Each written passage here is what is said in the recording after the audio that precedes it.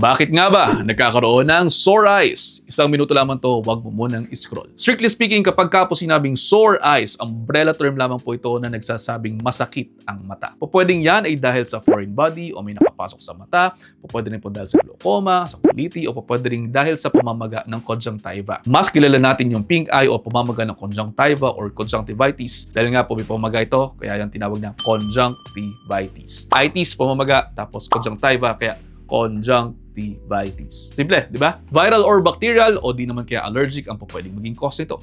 Makate, masakit, nagluluha, nagmumuta, yan ang nararamdaman ng mayroong conjunctivitis o yung kilala dito sa Pilipinas na sore eyes. Usually, it clears on its own, lalo na kung viral within 7 to 14 days. Kung bacterial, kinakailangan ng antibiotics na pamatak na i-reseta sa inyo ng inyong mga doktor. Isang tanong, kapag ba nagkatinginan kayo ng crush mong may sore eyes, mahawa ka na? Ang sagot, hindi. Direct contact po ang dapat dito. Ibig sabihin, dapat maghawakan ang mga tao or something na infected, tapos hahawak mo yan sa mata mo para maging infected ka rin. Oh, baka may magsabi na yung kapatid niya ay tinignan siya tapos nagkaroon ng sore eyes din yung isa. Baka nangyari lamang dyan sa inyo ay may nahawakan kayo na infected tapos naparab sa mata nyo kaya nagkaroon kayo ng hawaan.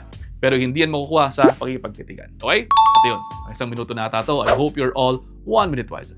Pusuan kami natutunan. See you next time. Ingat.